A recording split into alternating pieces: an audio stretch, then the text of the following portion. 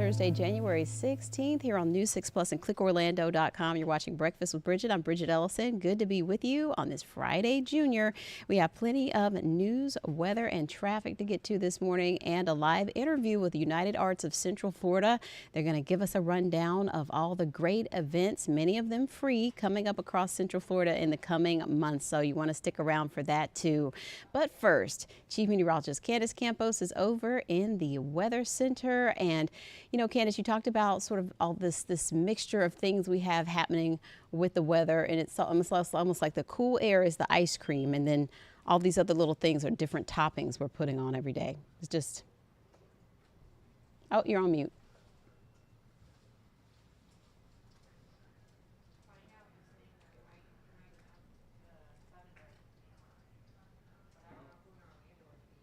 Oh, no. Oh, no. Okay.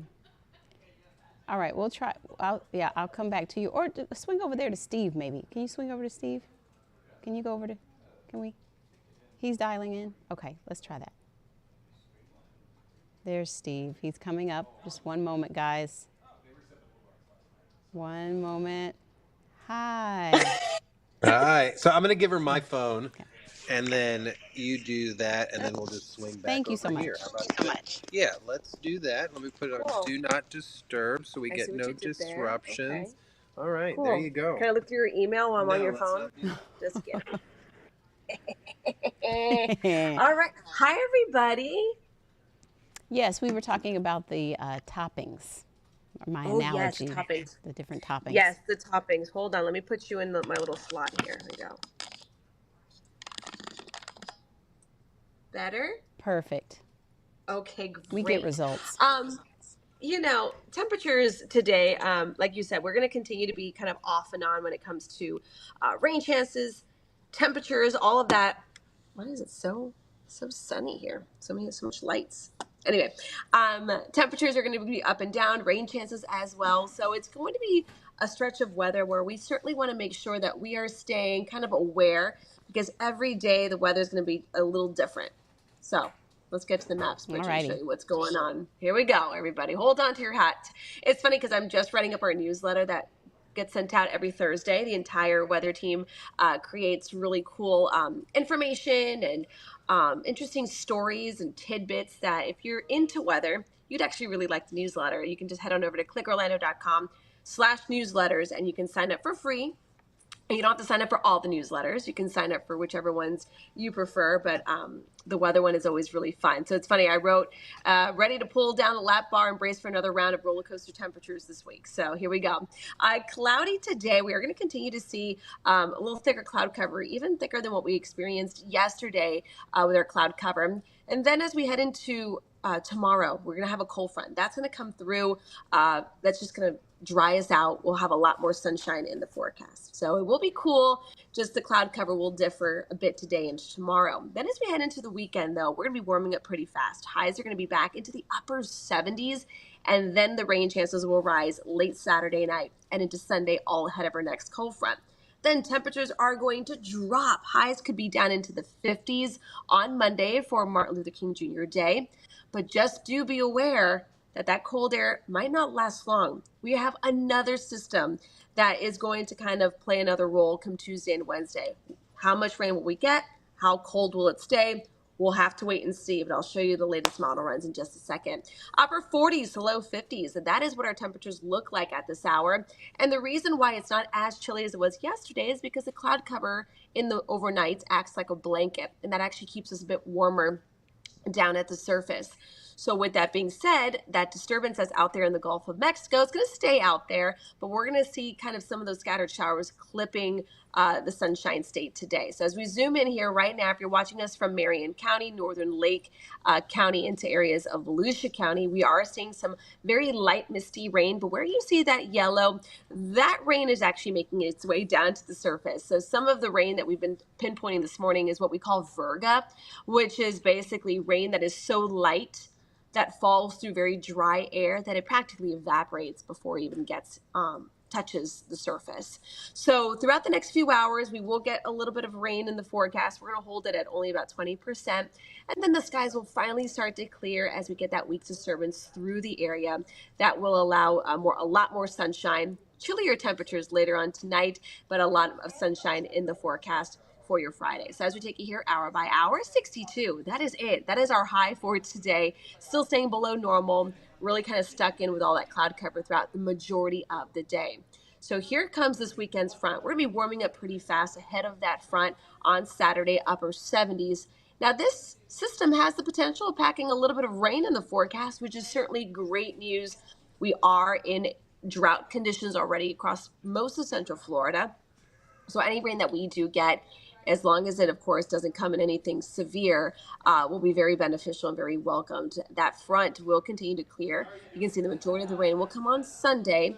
We'll have a nice little drier slot, chilly on Monday, but look what's coming through as we head into your Tuesday. We have another system that could bring us some rain. It might not bring us rain. We'll have to see how much of that rain actually makes its way into Central Florida come Monday and Tuesday.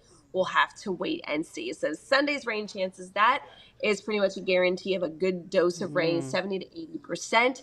Then on Monday, for Dr. Martin Luther King Jr. Day, some areas could actually stay in the low 50s. That's about 10 degrees colder than what our highs will be today. Areas further south could stay a little warmer in the upper 50s, but still certainly a drop in temperatures after a warm Sunday. But notice rain chances go up, and then they'll fluctuate a little bit. We still got to iron out the details, though, come Tuesday and Wednesday. As of right now, we're holding temperatures in the 60s. Rain chances about 30 to 40%. But again, talk about a little roller coaster here. We'll be closing in on near 80 on Saturday, and then we'll barely be getting into the 60s on Monday. So prepare yourself. Make sure you got the rain gear, the light jacket, the heavy jacket, the flip-flops, the rain boots, whatever you need. You need kind of all of that within the next 5 to 7 days. Or just don't go anywhere. That too. Or you know what? Just brace. You don't have to. Walk. Just sing in the rain. Sing in the rain, sing in the cold. Well, the kids, if they have a choice, they'll just get those rain boots out, and that's about it. And then they'll make sure to jump in every puddle they see. But we need it. We need it. About children. You just wait. Oh no, I'm waiting for the rest of my life, y'all. I live vicariously through y'all. So, you enjoy the morning chats with my kids. I got enough children between the ladies I get to hang out with. For just a few dollars a day, you can sponsor a child, Steve. For just a few dollars a day, I got my girls with the fur babies. Oh yeah, I'm good. Those cost a lot. Yeah, but I don't complain because I know what you guys go through, so I'm not living. It's sarcasm, Steve. Oh, it is. Oh, I know. You guys love your babies, but at the same time, I don't know how you guys are truly superhuman. They're just messy. With the energy. They're just messy. With the energy, and you guys get to come here. You guys still do life, and then you do life out of here. Crazy, but I love you guys for it. So we're keeping the technology going, staying on the phone here with you guys. Roadways aren't bad this morning, Bridget. It kind of cleared up a little bit. We did have some issues along John Young, just by Southern Baptist Church. Yeah, that was bad. Backed it up for about 2 miles, but they were able to come in there and clear it up. So, wow, good work. Right now the map is showing on Links 3 that we're good to go along John Young Parkway, State Road 423, just by LB McLeod. Nice and clear out there. Now, I-4, not horrible, not great, 34 minutes Champions Gate to downtown, but those delays are there, and they're starting to build out by 5:35 in all of those southern portions. If you look at the map, if you just have a second, you can see how all the lanes are delayed in the northbound direction. Why is that? Because Osceola County, Kissimmee, a lot of people work in the metro Orlando area, so they're traveling out. So just be careful this morning. We're seeing those routine delays, but nothing major. Point Siena, fairly routine. But out here in Lake Nona and Arcoosie this morning, seeing that bumper to bumper from Tyson all the way down towards Sanctuary Eagle Creek. So just be cautious there. No crashes, which is good. And then University Park looking good. And then our metro area of Seminole. I'm talking Altamont Springs, Castleberry, Winter Springs, Goldenrod, even Maitland. Seeing the routine stuff, but nothing too crazy. So pretty good this morning, Bridget. What are you up to later? I guess FDOT or Orange County put in some new form of shoulder barriers along 436 out by University, and I've seen them. I didn't think they were anything notable, but some viewers have reached out and said, hey, I got nowhere to pull over. Or, hey, what is the purpose of these? So we're going to go out there. We're just going to check them out this morning, 10 o'clock, drive through that area. I'll explain why they're there. I'll explain the good part of it and, yeah, some of the inconvenience, but it's not too much. So join me today, 10 a.m., clickorlando.com. I'll be live, results 1. I already got the seat warmers going in the truck. I'm ready. Okay, well, we'll see you then. I'm sure that will help clear up some questions people have out there. All right, see you then. All right, see you. Well, we do want to bring you some news this morning. The New Glenn rocket finally made its maiden voyage after several delays, but that was breaking news overnight, a historic launch for Blue Origin. This is their first test flight of the New Glenn rocket. Liftoff happened just after 2 a.m. from Cape Canaveral Space Force Station, and while the launch was near perfect, part of the mission didn't go quite as planned. News 6's Mark Lehman was there and has more. Cheers erupting from the sands of Cocoa Beach as Blue Origin's massive 30-story New Glenn rocket lifted off overnight.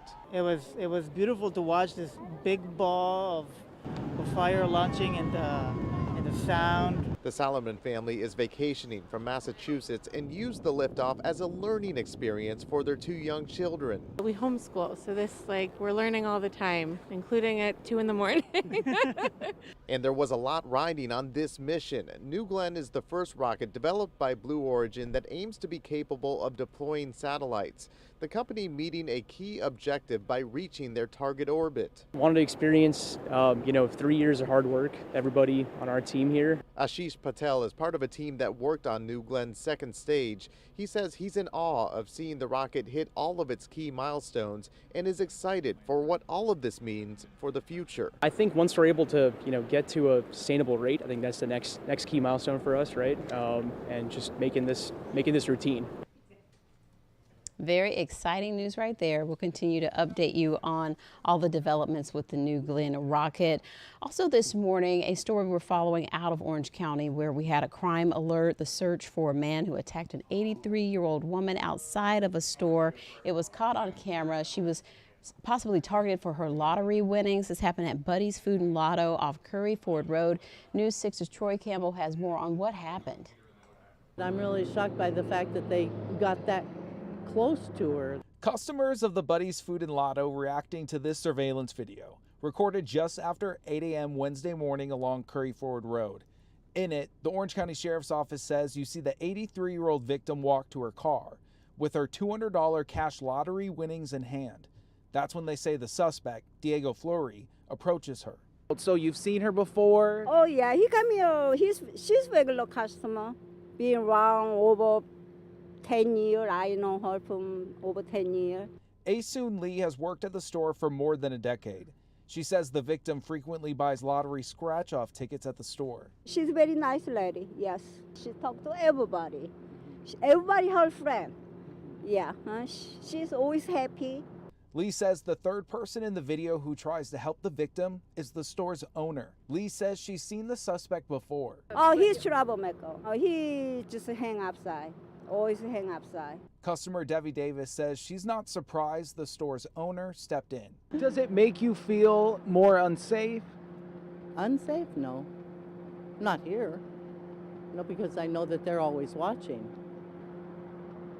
I mean, they really do keep an eye out for their customers. Anyone with information on Fleury's whereabouts is asked to call 911 or Crime Line. In Orange County, Troy Campbell, Getting Results, News 6.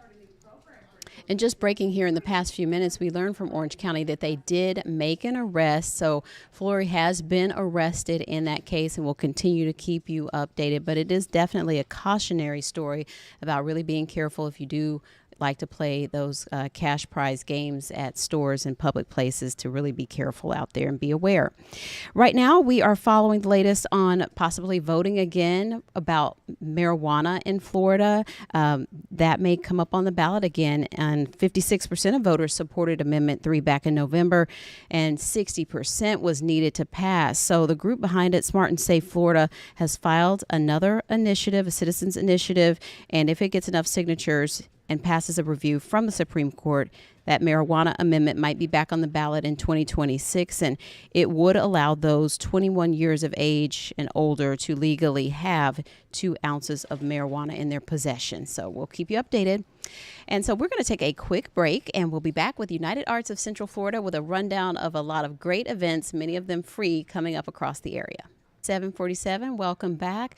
We've been talking about the weather, and it is one of those things in Central Florida that makes it easy to have so many different festivals and outdoor events. And we're going to talk about some of those now. We have Tali Sugizawa, Director of Cultural Tourism with United Arts of Central Florida, here with us to give us a rundown of a lot of great things coming up. Good morning, Tali.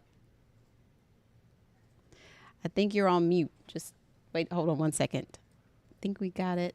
There we go. There we go. Yes, yes. Good morning, Tali. Yes. Good morning. Thank you for having me. Yes, good to have you. And so United Arts of Central Florida is a major component of how we sort of keep these things going. Talk to us about, what's happening across Central Florida in the coming months. Yeah, absolutely. So it's our winter time, and as the local arts agency, we want to make sure that everyone knows what's happening, right? But there's so much that if we try to talk about every single event, it's going to take us more time than we have. Where do we begin? Right, where do we begin? So the idea behind WOW, which is Winter of Art and Heritage, is really kind of grouping all of these events, giving them a name and a theme, right? So when we look at everything happening in Central Florida from January to beginning of March, we saw a common theme, which has to do, I think, with our kind of winter. There are a lot of outdoor festivals, art festivals, immersive festivals, and from Winter Garden to Windermere to Lake Nona to downtown Orlando. And it is really exciting to be out and, some days be wearing that long sleeve jacket that you get to use 3 times a year. Because there's 13 festivals and 3 parades as part of this winter season that you have so far. Yes, that's correct. So over a dozen festivals. This weekend, we start celebrating Lunar New Year downtown with Celebrate Lunar. And then Dragon Parade, of course, so many Lunar New Year festivals. This is the year of the snake. A great and what does year the year of the snake mean? I forgot. Well, it's a great year to be strategic. It's a great year to be close to nature, to be grounded. And all the Lunar New Years will be celebrating that. So be ready to receive some red envelopes with some cash in it from all these Asian celebrations. Oh. Yeah. That sounds good. And by the way, while we're at it, everyone can go to artsinorlando.com to really take a look at the calendar and sort of map out what they might be able to get out to. Yes. And I can forget to mention all the world-class shows that we have as well, with the opera, the Philharmonic, and the ballet. Those are must-see world-class shows. So I love this season because we have a great mix of free events and these incredible shows and iconic events. So Immerse is back now in February. They used to be downtown in October, and now they're in February. That's also a free event. There isn't a ticketed option, but it's free. 10 blocks of downtown that filled with art and amazing, not only local artists, over 1,000 local artists, but also iconic performances from Broadway stars and Blue Man Group, Cirque du Soleil. So it's really exciting. There's something for everyone. And for us moms with kids, it's a great time to take them out and to experience something amazing that it's locally created. We're looking forward to that, and that's next month. You also have Zora Festival, a long tradition for Eatonville, celebrating Zora Neale Hurston and the arts. Yes, yes. So a lot of heritage celebrations as well. So next week, Zora kicks off in Eatonville. Several days of celebration, different things to do, educational opportunities as well. A great event to bring your kids along as well to learn, just walk around and breathe in that history. So everything is on our website, artsinorlando.com. From there, you can check all of these organizations' websites as well, or our calendars of event, and get tickets for the ticketed events. I want to highlight as well that a lot of these events are very affordable. Some of them start at $5 if they're not free, right? But the average price is around $20 for these events. So definitely something that everyone should to take advantage of.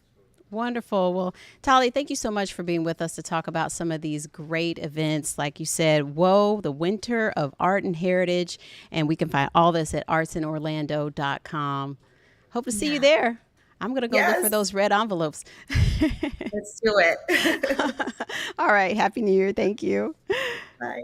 All right. Bye. So I will definitely calendar, because that sounds like so much fun. We also wanted to mention the Lake Nona Arts Festival. That's coming up too, just a lot. So make sure you go to artsinorlando.com. We want to talk about the TikTok ban. It is looming. It is coming up on the 19th if it is not sold. And so we're just days away from that. Our Jarrell Baker talked to some influencers and faithful users about their plans if it gets banned. When we have these shag bangs, you kind of have like a shortest point and it kind of goes into a longer point.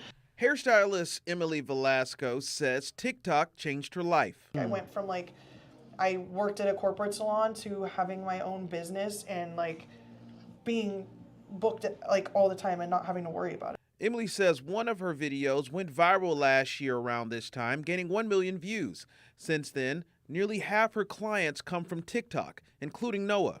So really quick, Noah, we're in the Bay Area now, so now we're going to get into the particulars. That's why she says banning TikTok would be devastating. It's really going to be tough for a lot of people out there, and it's really concerning that I know not just in the hair industry, there's so many small businesses that rely on this. The popular app could be banned this Sunday under a law that forces the platform to cut ties with its China-based parent company ByteDance or shut down its operation in the U.S. I think it's definitely a concern, but speaking from the perspective of a 19-year-old college student, I think in the terms and conditions of every app, we sign over so much data that we just don't care about. Several local college students that use the app constantly say they don't want to see the app go. However, they are prepared for the worst. You said that you actually got ahead of the curve and actually deleted your TikTok even before the ban. Why was that? Because I knew I had a really big dependency on it. Others are looking at alternatives. I hear a lot of people talking about RedNote, that new app. Maybe I'll probably just stick to Instagram. Emily says she's also preparing. Oh, I'm already on RedNote. I'm already on RedNote. She's already saved her content from TikTok to a hard drive and plans to post it on RedNote, Reels, and other platforms. In Orlando, Jarrell Baker, Getting Results, News 6. We'll have to see what happens with that. Interesting times. And if you want to laugh, go on social media and look at some of the Reels and TikToks people are posting about how they're going to react if it is indeed shut down on Sunday. So we will see, and we'll keep you posted here and on clickorlando.com. We have another installment about the car show. We want to take a look at a very iconic car. News 6 anchor and insider guide Crystal Moyer has more on this Porsche, Steve McQueen's Porsche. Take a look. It's a celebrity in itself because it's a movie star. It's one of the best Porsches ever made. This 1969 Porsche 917K Racer is the headliner for this Mecum Auctions event. It's got the recognizable blue paint, orange stripes, and number 20 livery. It was originally purchased by Steve McQueen and featured in the movie Le Mans, filmed in France. McQueen played the main character in the fast-paced drama about the 24-hour endurance race. After the film, the car would go on to have a successful racing career before retirement in 1974. It's got documented ownership from new, so from Steve McQueen to the next owner and so on and so forth, and some pretty famous racers themselves owned it as well. After nearly 24 years of ownership, comedian Jerry Seinfeld is giving someone else a chance to hold on to the iconic race car. A lot of these collectors refer to themselves as stewards of history. They're not necessarily owners of the car, but stewards of the history, and they own it for a period of time and enjoy it, but then there comes a point in time when they feel that it's time for someone else to be able to enjoy that. The car will hit the auction block Saturday. Car enthusiasts are estimating it will sell for more than $20 million. It's just one of nearly 5,000 vehicles featured at Mecum Auctions. COO Sam Murtaugh encouraging people of all ages to visit. Other than a new ride, what do you hope visitors will leave here with? Every one of these cars has a story, and that's really what people gravitate towards. You'll leave here feeling fulfilled of how much you got to see and touch and observe. The auto show has everything from the classics to new and unique rides. You can even check out a fully armored presidential limo used in the 90s. And Trooper Steve, I know you're always in your Results One truck, but how about this fat truck? Literally, it's called Fat Truck, right? You can check out more vehicles here at Mecum Auctions at Osceola Heritage Park through next Sunday. I posted the ticketing information at clickorlando.com/insider. In Kissimmee, Crystal Moyer, Getting Results, News 6. Another fun thing to go do and check out. That's going to do it for us. We'll be back at noon. Have a great day.